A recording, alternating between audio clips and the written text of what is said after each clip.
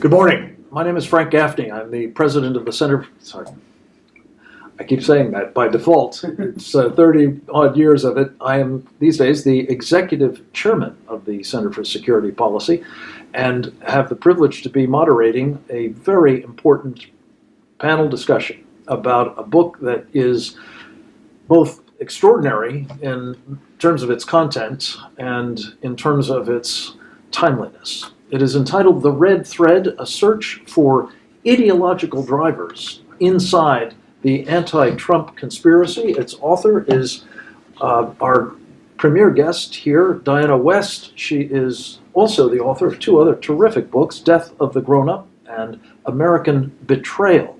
A longtime syndicated columnist, now a fellow with Epoch Times. She is also to be found at her splendid blog, DianaWest.net. To her immediate right is another extraordinary talent and ally in the fight I call the war for the free world, Chris Farrell. He is in charge of investigations at an extraordinarily important public policy organization, Judicial Watch. He has a background in the United States Army in counterintelligence. He is also, I think, a writer, columnist, or commentator for sure, and certainly a very prominent fixture at Fox News, among other places. We are thrilled to have him with us. To his immediate right is our final guest, Rich Higgins. Rich is a former explosive ordnance disposal member of the United States Army. He has served his country both in uniform and in senior ranks at the Defense Department in the Office of the Secretary of Defense, specializing in irregular warfare. He has gone on to serve for a time on the Trump National Security Council, and these days he is a senior fellow with Unconstrained Analytics, and also very welcome, distinguished colleague and great friend. To kick this off, we're going to ask Diana West to say a few words about this new book and the kinds of ideological drivers that she has uncovered behind the anti-Trump conspiracy. Diana West, welcome. Over to you. Thank you. Thank you so much. Thank you all for being here. I'm very excited to be discussing the Red Thread today because, as Frank mentioned, it is extremely timely, this information, and I hope that it does begin to change our perceptions of the past 2 years of tracking and trying to understand this period of conspiracy and what many consider, and I do as well, a soft coup against the campaign and then the presidency of Donald Trump. What this book is about and why it is different from many of the books that have been coming out about these same events, very important books, those books tend to follow and unearth and illuminate the mechanics of this hoax. We have The Russia Hoax by Greg Jarrett, for example, a fine book that goes through many of these steps. We have the work of Judicial Watch practically daily, breaking important information related to this same opaque, hard to understand, behind the scenes federal attack on our election and then on the presidency.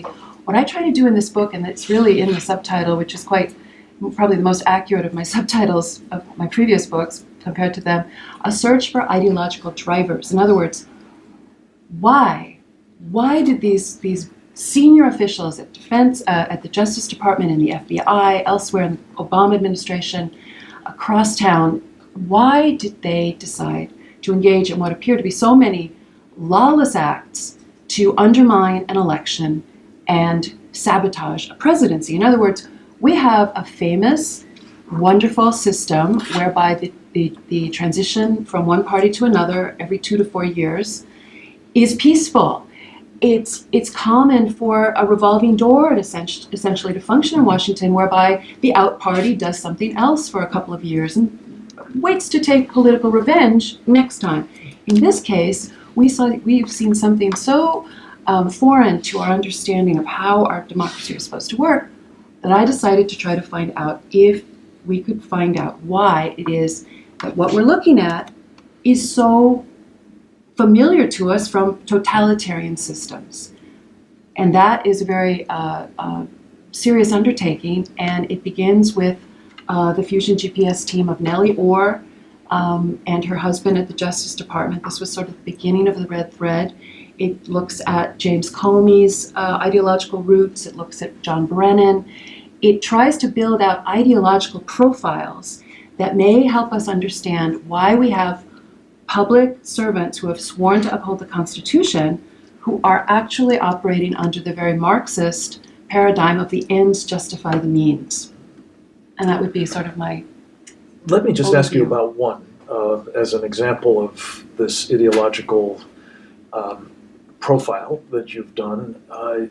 James Comey, the director of Yes. the Federal Bureau of Investigations, previously the number 2 man in the Department of Justice, it seems like an unlikely character given that personal record to Yes. have leftist or Marxist leanings. Origins, Walk us through how you've discovered they're there.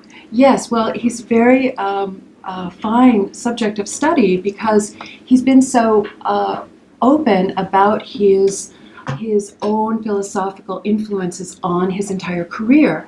When he was a senior at William & Mary, he graduated in 1982, he did a paper on the Christian in politics, and he looked at Jerry Falwell at the time, very important on the right, and he looked at the man who really is maybe considered his own ideological mentor, Reinhold Niebuhr. Most people don't know too much about Reinhold Niebuhr except that he is a liberal Protestant theologian. His writings, however, have shaped James Comey's outlook, not just as a student, but as recently as 2018, when the New York Times interviewed him on the occasion of his publishing his memoir, A Higher Loyalty, he was asked about the most important books that influenced his life, and he selected 2 Niebuhr titles from 1930-something and 1940, which is the period where Niebuhr was well known as a member of the Socialist Party in the United States and a very militant Marxist who in the early 30s was literally calling for the overthrow of the American social order.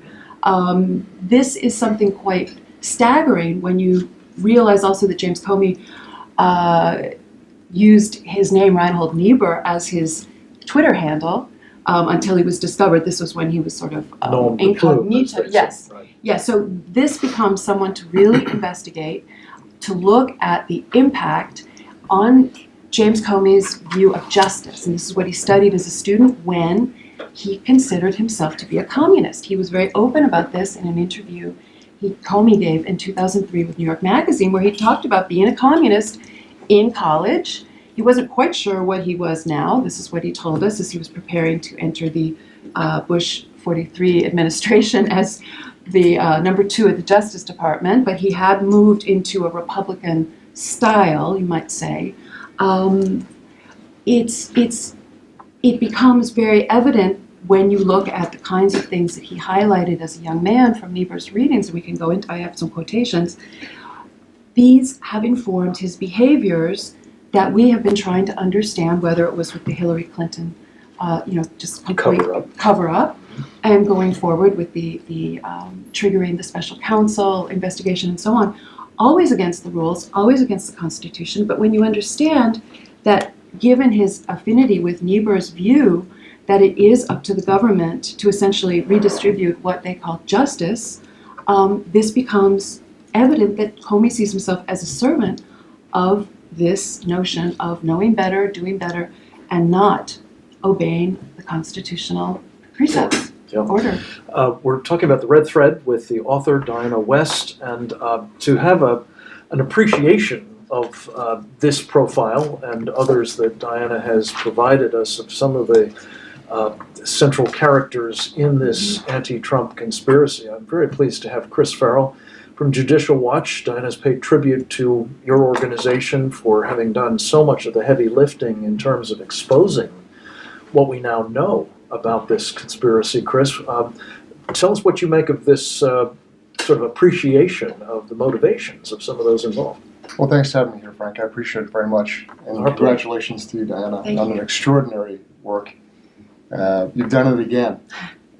American Betrayal, most recently, is a required reading by everyone in the country, in my opinion. It's probably the most important book in the last 25 years because it unveils, exposes an awful lot of what we'd rather forget.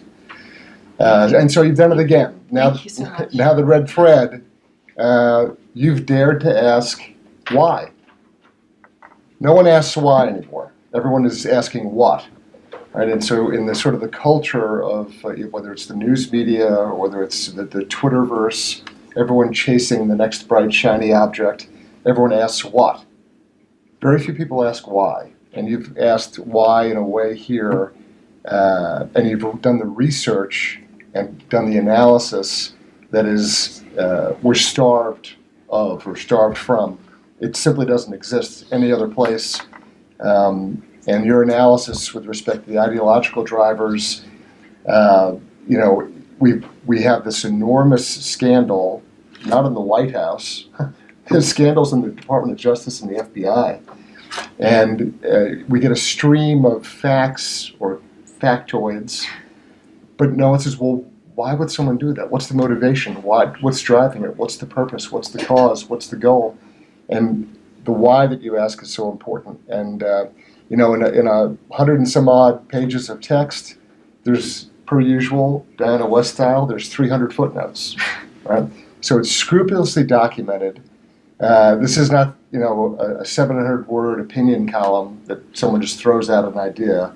You've gone through and you've done the work and you've laid out the arguments and you've gone back to original source material and nailed each of the facts, which is absolutely critical. Because so much now is so superficial. Life is boiled down to a tweet. You don't do that. You really do the homework here, which is so important. You explore the ideology. You provide the context of history. You have quotes for attribution. Imagine that. And you commit the other great crime of the current period, which is that you don't forget. And that's a crime nowadays. You're supposed to forget, and you don't. So congratulations on a wonderful work. I think that the piece that in particular is exposed or revealed through your work, from my perspective, is it's a counterintelligence law enforcement question. And so my misspent youth was as a case officer running mostly counterespionage investigations, and then later on I was trained to be a clandestine human case officer. So the lens through which I look at all this is from an intelligence officer's perspective. And I know the mechanics of doing counterintelligence investigations. I've done them literally for a living, and I know what the requirements are.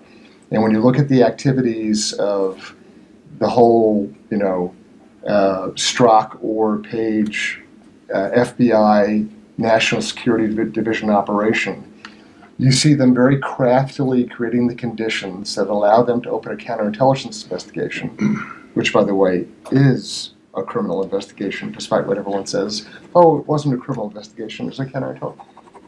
National security crimes are crimes. Right? The 793F, which is a paragraph about mishandling national defense information, all the related paragraphs, are under Title 18. They are crimes. So people like to create this artificial, oh no, there's two different things. There isn't. But they contrived the scenario where they launched a counterintelligence event overseas in the UK, and this goes to some of the mechanics of how do you investigate and act against a campaign, a transition, and a presidency, and run penetration agents against those entities when there's a prohibition under the law from doing so. It's called undisclosed participation in U.S. organizations. You can get an attorney general letter that says go ahead and do it, but do you think these guys are really going to rely on Loretta Lynch? I don't think so. So what you do is you manufacture a crisis, a counterintelligence event overseas, and it did so in the UK, whether it's Papadopoulos, Carter Page, etc., people like Steph Halper. Right. That's the pretext.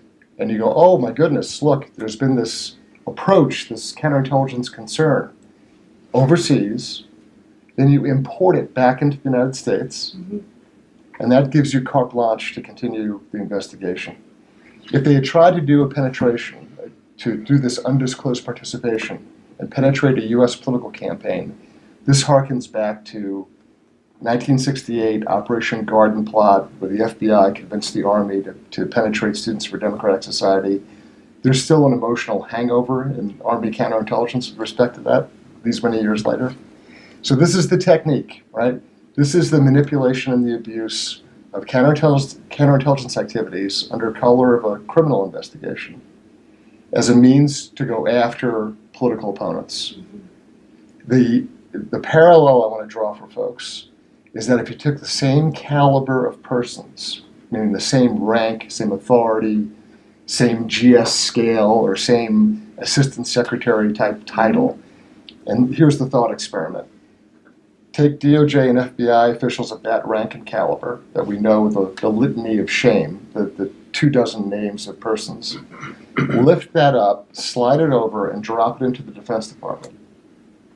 Those are flag officers, generals and admirals, senior field grade officers, senior civilians, same parallel, and that would be a coup.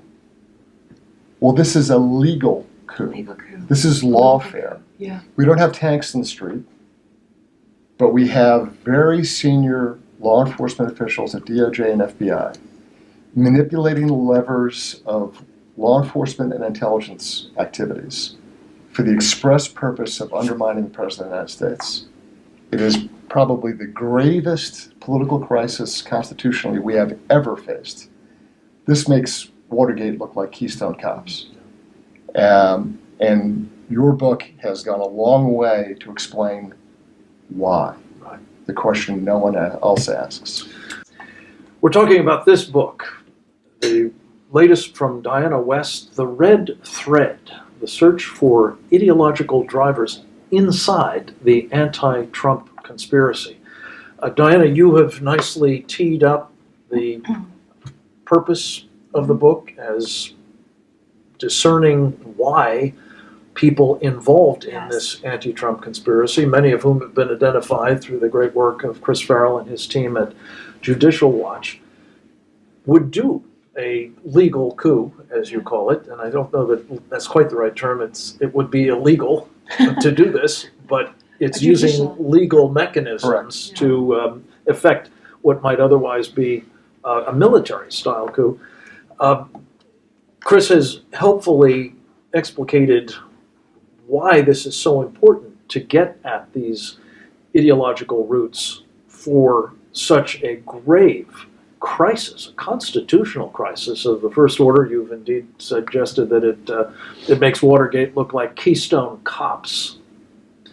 To helpfully address both the history and the ideological implications of this coup, and to explain how this bears on our ability to perform the sort of counterintelligence work that is needed to protect our country against such activities. I couldn't be more pleased to have Rich Higgins with us. Thanks, Rich, Frank. you bring a lot of background to all of these topics. Take it from there. Thanks, Frank. I think, Diane, I just have to say thanks. I mean, as somebody who operates regularly inside this community, it's refreshing to have a breadth of, factual information, sweep into the system because, for so long now, the United States has been caught up in a PC malaise, this politically correct malaise that drives and conditions us to move away from reason and move away from critical thinking. And I think, substantiating, some of your questions and then others, I think that the thing I take away from the book, and you say this towards the end of the book, is we need to do more work inside this area, right? And I think I'll talk about three real takeaways I had from the book, which was, the history of ideological warfare, right? And tradecraft, and then how the history and the tradecraft inform information age, I'll call it information age ideological warfare, which component is the use of legal means in an unconstitutional way. Lincoln famously said, and I think the Civil War was probably the closest constitutional crisis that we've had to this. Lincoln famously saying, I think it was maybe at the Douglas speech, if we first know where we are and whither we are tending, we could best judge what to do and how to do it. And I think we're at that point of reflection. And I think it's really important that we move this away from a partisan political discussion. This is not partisan political discussion. This is do we continue to exist as a republic under the Constitution? That's how important this is. And if we move past this with no prosecutions and nobody going to prison for this, I think we have officially then entered the post-constitutional era, and I don't know if we'll ever recover it.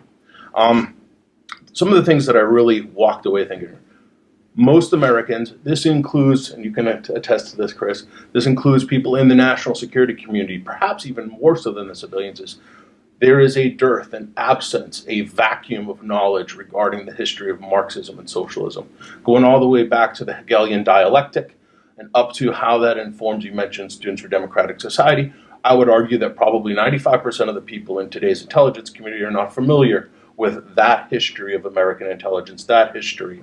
And I think, back during the Trump campaign, I watched as veterans, and veterans flocked to President Trump. And I think, Diana, you do a credit to yourself in the book, because yours is the first book I've seen that I think accurately reflects the counter-revolutionary nature of Trump's election itself, which was a rejection of this postmodernist, Marxist, cultural revolution that's been taking place.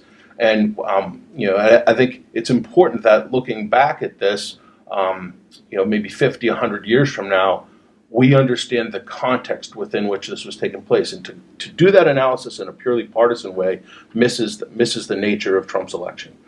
Your book is the first one I've seen, I think, captures that effectively and does much to explain why these individuals that we mentioned, Comey, Brennan, you can go all the way to President Obama himself, and their Marxist influences really drove the behavior that surrounded this coup.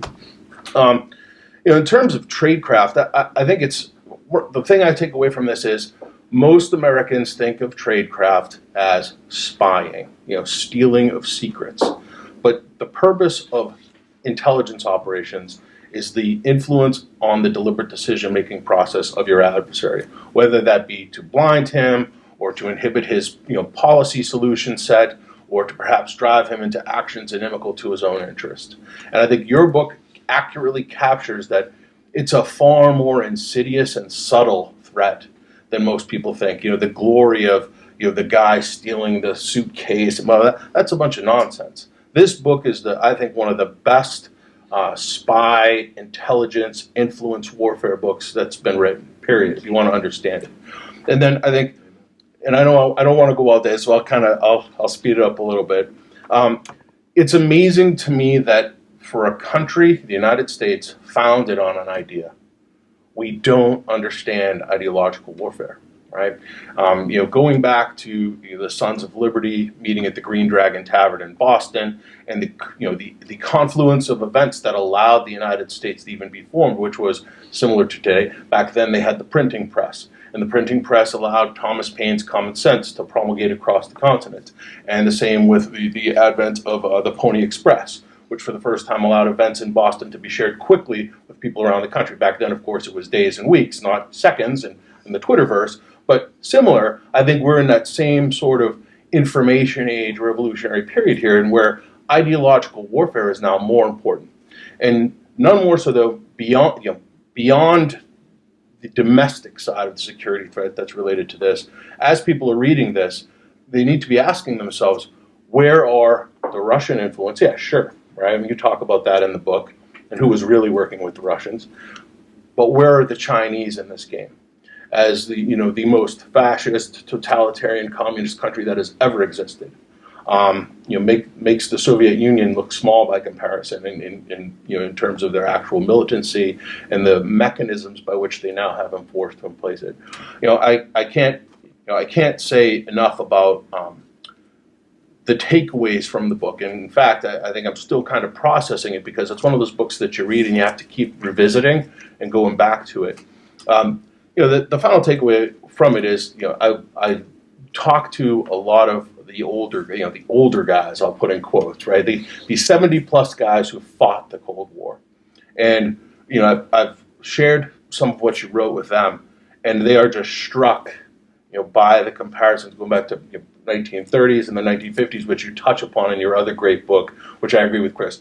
It should be required reading. It is one of the most important, probably the most important national security book written in the past 25 years, maybe ever.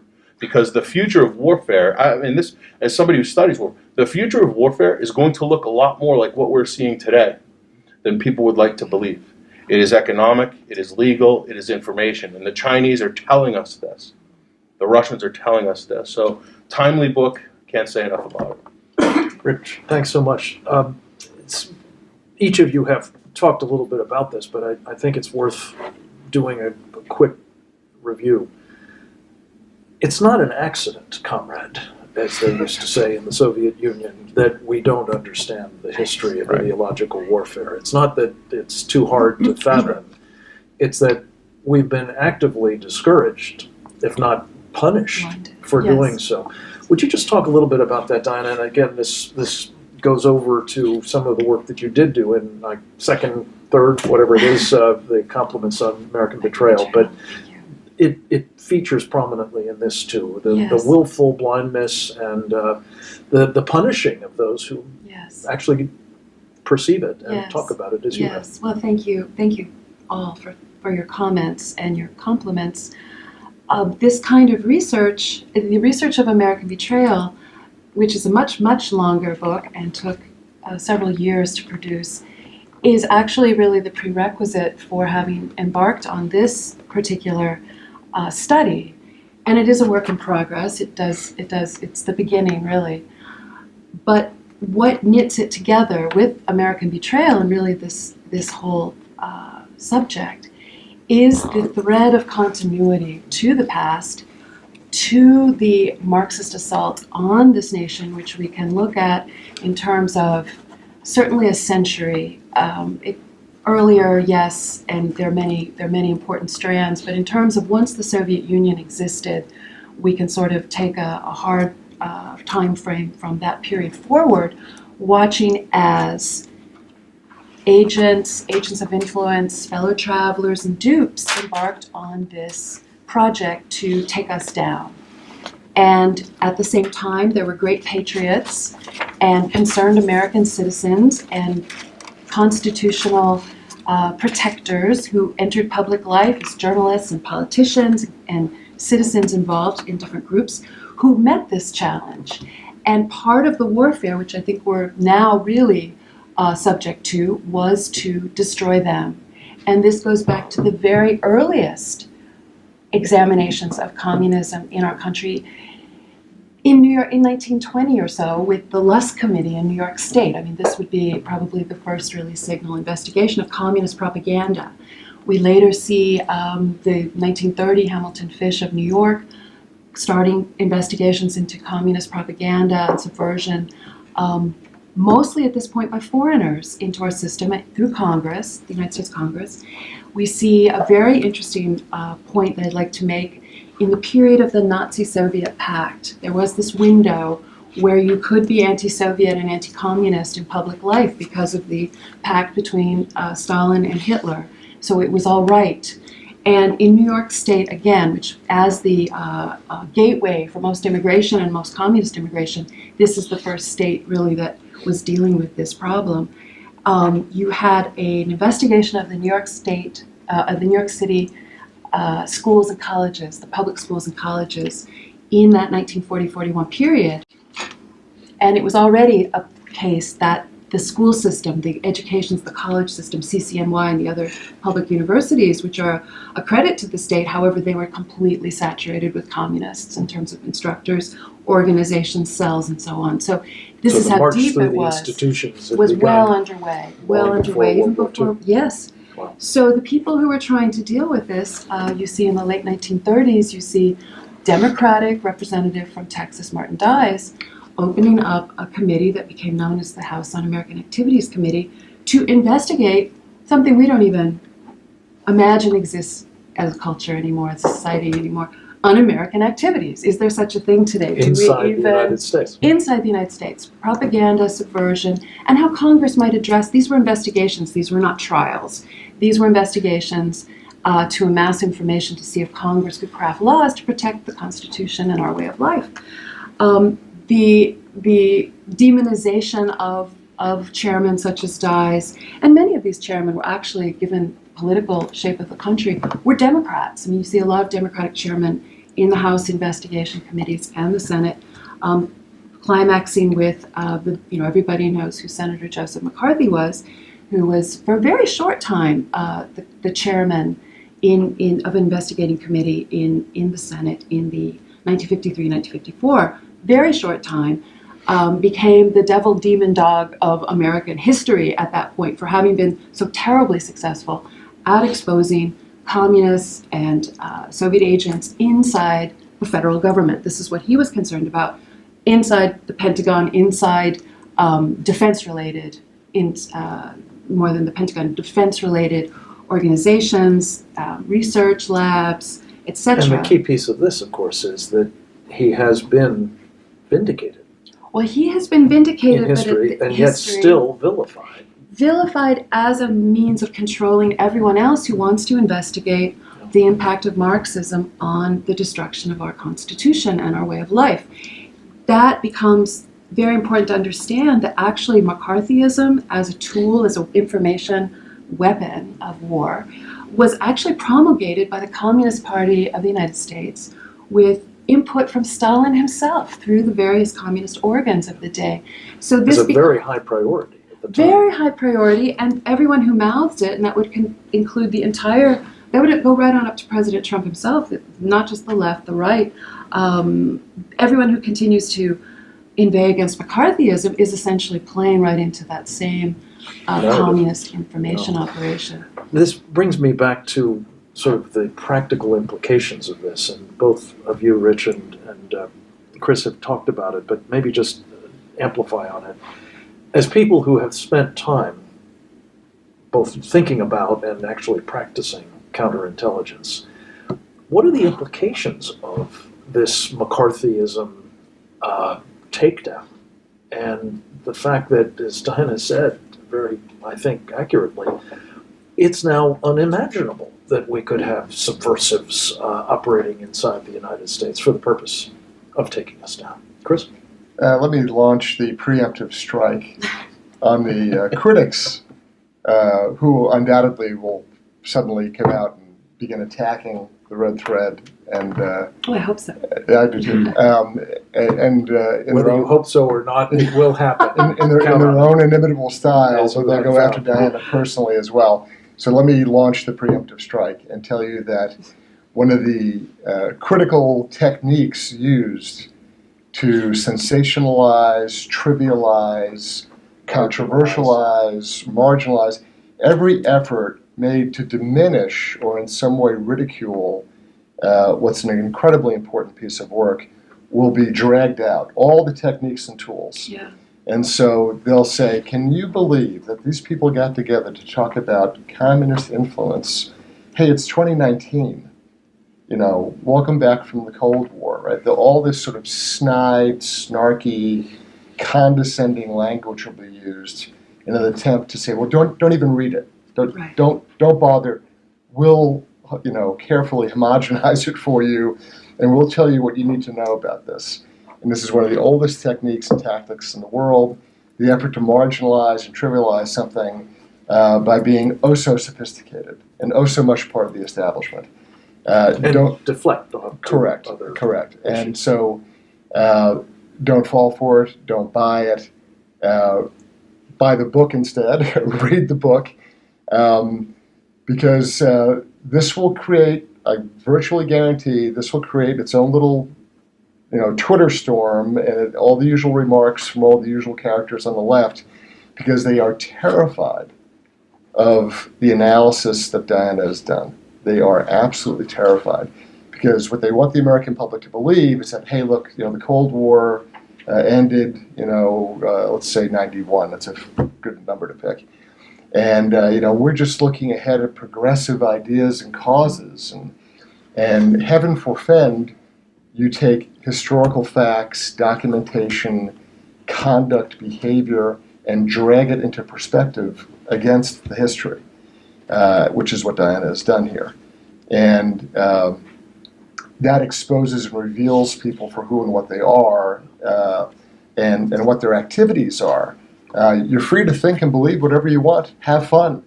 But when you start using the levers of government and the authority and power of both law enforcement and the intelligence world, and you have your hands on the controls of those things, and you engage them to flip an election, that's something very different. You're free to believe and practice and have at it. But when you use your official position in an orchestrated, deliberate campaign with others to try to flip an election, that's something very different. It's called criminal activity, I think, to put a fine point. Yeah, I mean, and that's really the difference. Again, we're talking about the red thread, a search for ideological drivers in the anti-Trump conspiracy, a book by Diana West, and very pleased to say published by the Center for Security Policy Press. And Rich, to you, you've probably done more serious work than anybody I know, along with Steve Coughlin and perhaps a few others, on the character of the ideological warfare that is so much in evidence at the moment, quite apart from this specific conspiracy, but the context in which this is operating against the Trump presidency. Chris sort of alluded to the new upsurge in interest in socialism and the sort of fashionable notion that, well, this isn't really the horrible thing that we've seen in the past in the Soviet Union or in communist China or even today in Venezuela.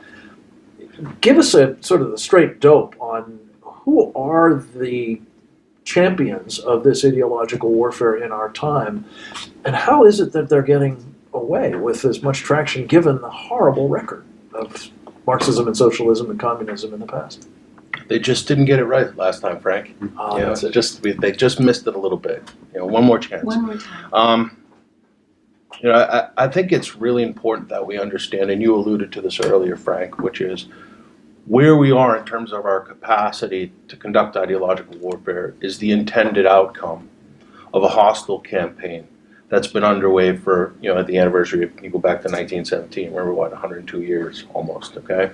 I think, the simplest way to explain it for the audience would be the way Bezmenov did, and then the way we do influence ourselves. And I'll start with the way we do it. There are four principal target sets when you're attempting to influence a country or a culture or a group.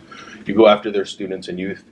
You go after their labor groups, organized labor groups. You go after their media. And most important, you go after their elites. And the mechanisms by which you do that, they're manifest. But the ones that really pop to mind, and I think you see it every day, and the parents out there fighting the cultural fight see it every day, are the schools. Okay? And the schools are so important, and we've completely neglected the role education plays in national security. And we've neglected it for a long time. I'd say second would be the media, and then I'm going to break that up into two areas. So it's called the traditional media, and we know the issues we have with the media right now. Fake news is propaganda. I mean, it's important that we use the term. It is propaganda. Russia hacked the election. Russia hacked the election. I don't know how many times each of us heard that in the past couple of years, but it is truly mind-boggling. But I want to really, because the evidence is not there to support. Correct. A complete fabrication, and then a concoction, if you will, right? And then the thing that I think, the second part of that is today's new age media and social media, and we see now the gate is closing on social media, which was the only thing that really allowed Trump to retain his political momentum after the primary, where he kind of slipped through the primary where the media kind of built him up. I think they thought he'd be a bowling pin that Hillary Clinton could knock over, and then he turned out, because of social media, because of the grassroots mobilization in the counter-revolution, to carry it forward. So those are kind of the mechanisms by which I think we need to see how the influence is rolling out. And I think it's really important to understand on a wider scale, and I mentioned Yuri Bezmenov earlier, for people who haven't researched him, and Diana talks about him, in several different pieces. I don't recall if he's in this one exactly, okay, but I know he is in American Betrayal. For those of you who haven't seen any of his videos or his interviews, please go back and look at them. But he talks about the four phases of a societal level takedown. He talks about demoralization, destabilization, crisis, and response. Demoralization being defined as the point at which you're unable to discern the truth. And I think that's where we are. We are dislocated from reality. We're in a post-fact environment. And Diana, with her book, has made an attempt to give you some facts and to provide for you a starting point where you can take what she says here and you can go out, and I think Diana, please go out and investigate it for yourself. You don't believe what she's saying, go out and investigate it for yourself. We're now, I believe, in a late phase destabilization, and we need to take into account the seriousness of this situation. And I'm concerned by the fact that amongst the people that you'd think would take this very seriously, there's still a kind of benevolent dissociation going on. There's a lack of true strategic insight from, I'll call them, our societal elders. The veterans, the Cold War fighters, past presidents who have elected not to speak out on this. And I think it's time for them to step up and take a position on this because, again, I agree with Chris. This is the most serious constitutional crisis, in my personal opinion, since the Civil War. That's where we're at.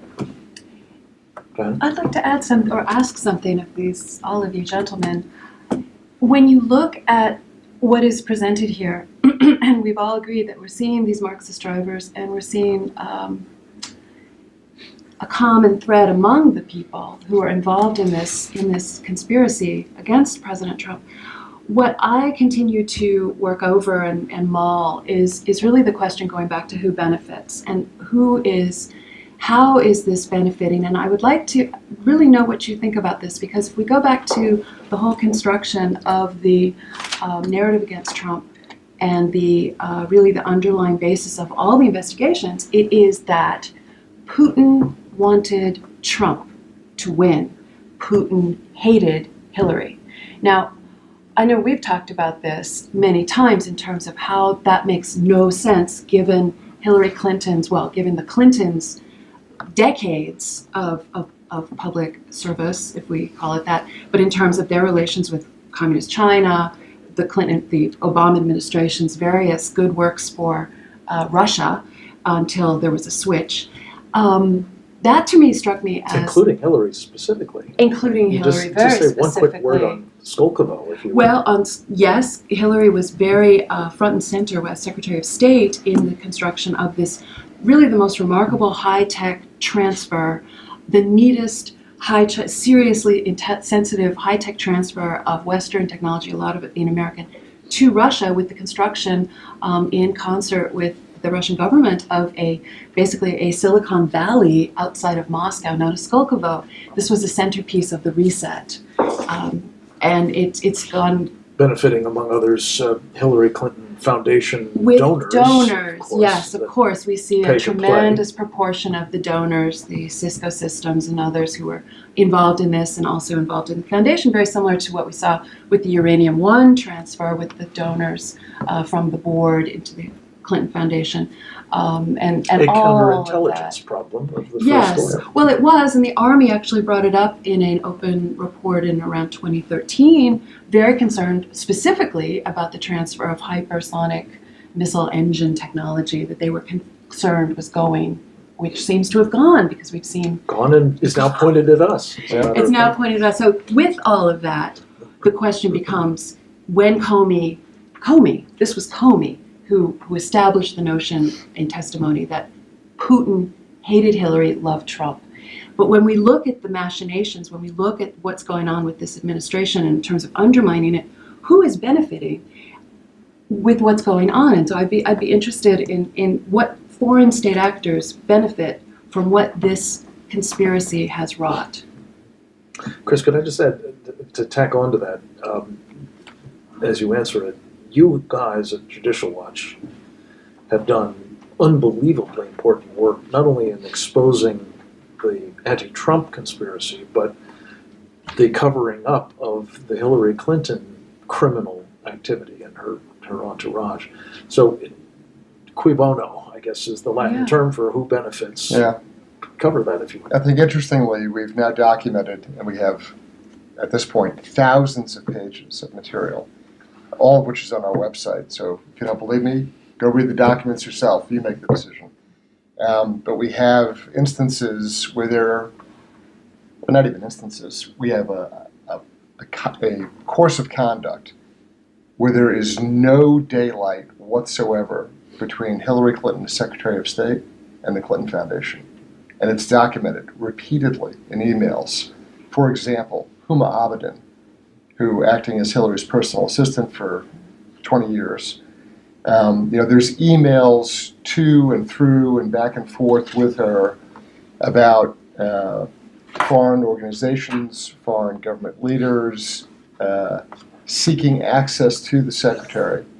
And there's one, a Bahraini prince, who says, in fact, the comment is, the normal channels didn't work. We need you to get a meeting for him.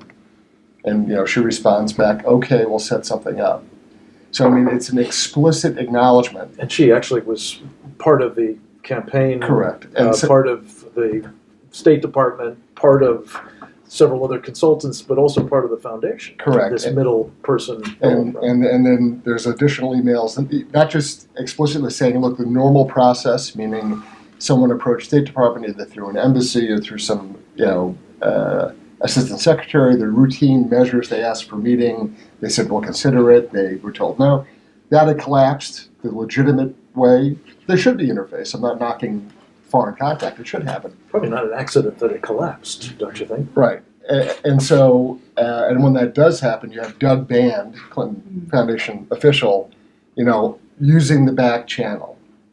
And he even notes, yeah, he's a big donor. I mean, it is so explicit, so blatant that they're using this channel as an unauthorized way or unconventional way of establishing this contact, seeking a favor, money involved. It is literally pay to play. Russians included. Correct. And again, there's pages and pages of this material. When Mrs. Clinton leaves the State Department and the Inspector General, we all know what Inspectors General are, right? There's the Department of Cover-Ups, where the truth goes to die.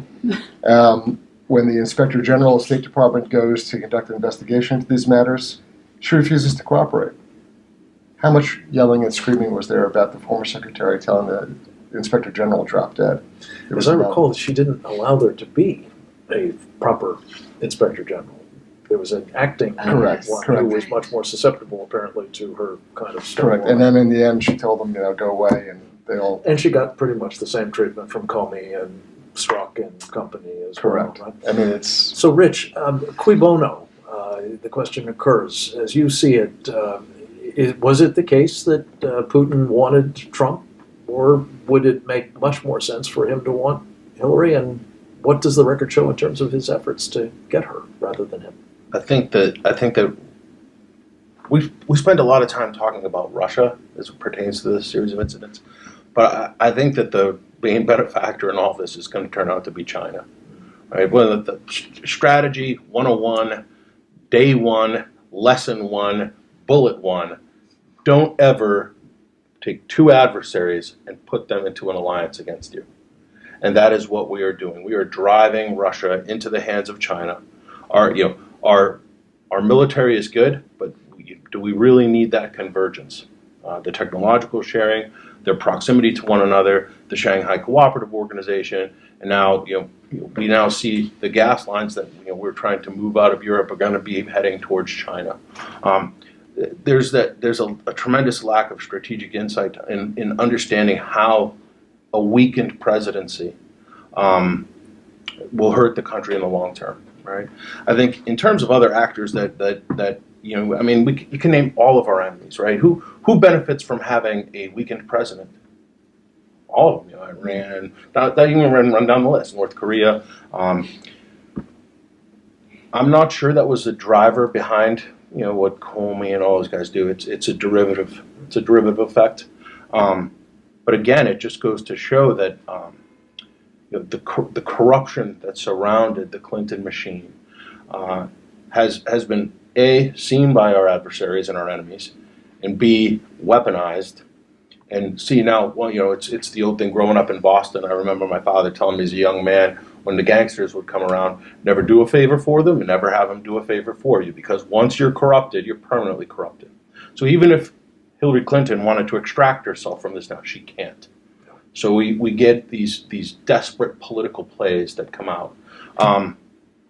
Getting back to a rule of law is a strategic imperative, the likes of which I don't know if this country has ever faced, and I don't know the mechanism, absent the Attorney General stepping up, and candidly the President himself, to reclaim it. The American people are waiting. We're probably about the end of our time. I'd like to just get each of you to do a sort of closing summary, both about, again, the Red Thread, the book that we're here to talk about, Diana West's newest but also about what we should be doing on the basis of this kind of information to try to assure the survival of our republic. And Diana, I know there's a great number of other characters here. You mentioned John Brennan. You alluded to, you passing mention of John Brennan. Nellie Orr was another one. We can't do justice to any of these others, but I did want to just invite you to close with a sort of broadening of the lens, as well as prognosis for what we need to do next. Yes, well, I think that I was not expecting when I was going through this exercise was to find so many connections among these people. There are family connections, there are multi-generational connections, there's continuity with essentially the people back in, say, the 20s, 30s, 40s, 50s, 60s trying to shut down investigations into un-American activities, who are the mentors or the inspirations of the characters who are now in this conspiracy. This, to me, becomes a very important effort to open it up and understand no Russian influence, Chinese influence, other kinds of communist influence or adversarial influence does not start in 2016. And the importance of trying to break through the fear that we have as a society, as a political class, as a journalistic class group, to actually dare to make these connections and try to see what the implications really are. And I think it sounds like a very elementary step, but it is illuminating, because once you start to make them, you do start to see how these networks have been weaponized. And certainly what is strange, but a true thing, is looking at the Clinton organization, not just in the Hillary Clinton years of power, but going back to the rise of Bill Clinton. So many of those players from Arkansas days and Washington days, going back to the 90s and earlier, Oxford. Yes, are players today in the whole Steele dossier conspiracy and the whole operation. And that is truly, we didn't get a chance to touch on that, but that is truly illuminating. Again, getting to the idea of networks, families, generations, all engaged in this counter-constitutional assault. Yeah, cool. Chris, you mentioned sort of preemptive responses to criticisms. One, of course, will be that this is all just evidence of more conspiracy theory. Talk us through, if you would quickly, the difference between conspiracies, for which there is ample evidence, and conspiracy theories, which typically are unfounded, or may not be. Though I will say that our friend, I think of all of us, Andy McCarthy used to say, back when he was an assistant assistant U.S. attorney in the Second Southern District of New York, that under Rudy Giuliani there was an old adage that they followed, which is every conspiracy begins with a conspiracy theory. Your insights from your collective experience on this, plus closing comments about Diana's book. Well, documentation is key, right? So people can come up with all sorts of ideas and notions and, rumors, etc. What Diana has done here, and what she's done in American Betrayal and carries it through now, is that, there's 300 footnotes. So she cites to people's own work, what they've written, what they've said, source material, primary source material that's irrefutable. And so people that just want to wave their arms and say, oh well, that's something out of the 1950s, or go and read it. see what it says, see what these people advance. I believe that when someone's taken the time to publish something and they have all sorts of research or documentation to it, when you read the original material, they actually meant what they said. So it's important to read what the opposition, what they say their principles are. The notion that somehow the themes and the activities discussed in this book are quaint, or are something from a bygone era, or are, oh, we're done with that, come on, this is 2019. Or We've had- cherry-picking facts to try to make some sort of conspiracy where there isn't actually. The contemporary culture has had a mind wipe, right? They don't know or even comprehend the not so distant past, the history that we've been through. It's as though that, okay, there was this hard break and now we have this new chapter. And that's why President Trump is so threatening to these people, because he's such a disruptor. The establishment, I don't care if you have an R or a D after your name, the big capital E establishment, they had a narrative, they had a system, they had, this sort of nickel's worth of difference shift in policy about how they saw the America unfolding. And here comes this guy who completely upsets the apple cart, brings in this notion of, hey, how about America first? How about we not worry about the whole globe? How about we worry about this country first? We're going to advance our interests. We'll still engage. We'll still have trade. We'll still be friendly. We'll still have alliances.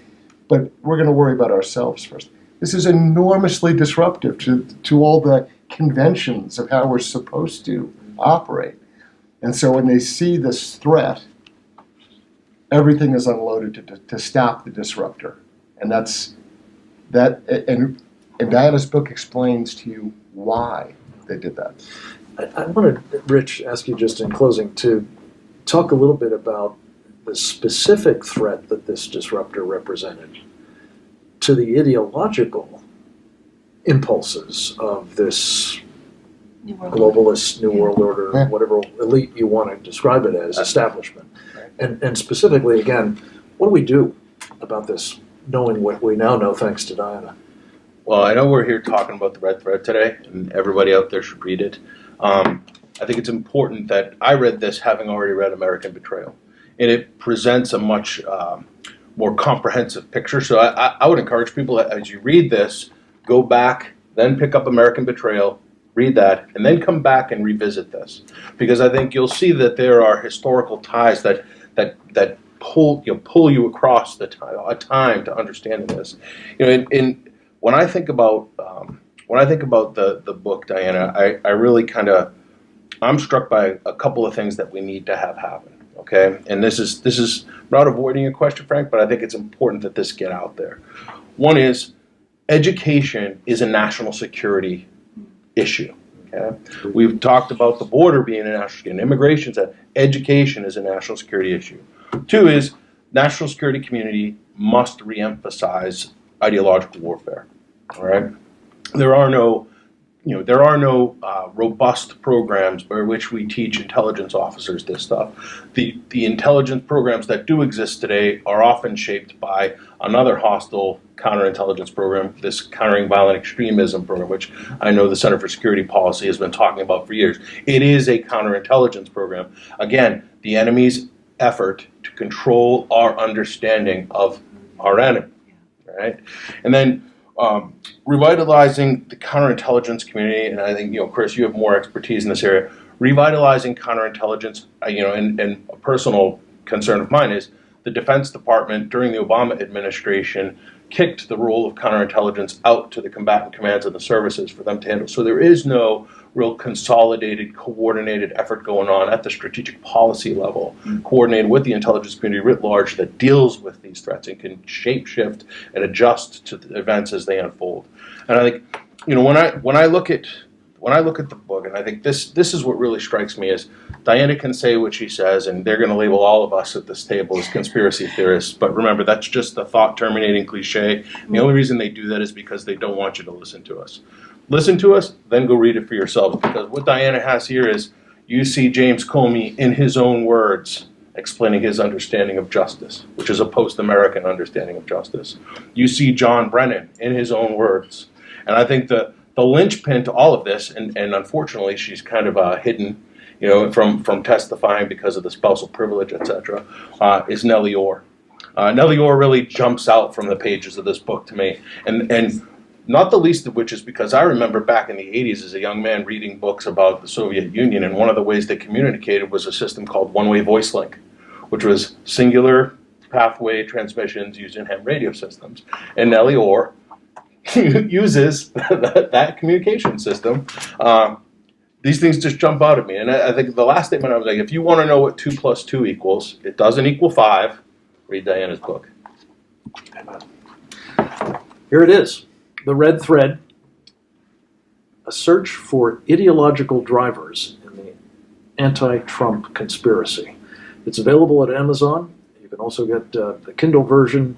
It is a tribute to Diana and the work that she's put into this, that not only have you heard such accolades, but you've heard them from some of the best in the business. And it's a privilege to have them here.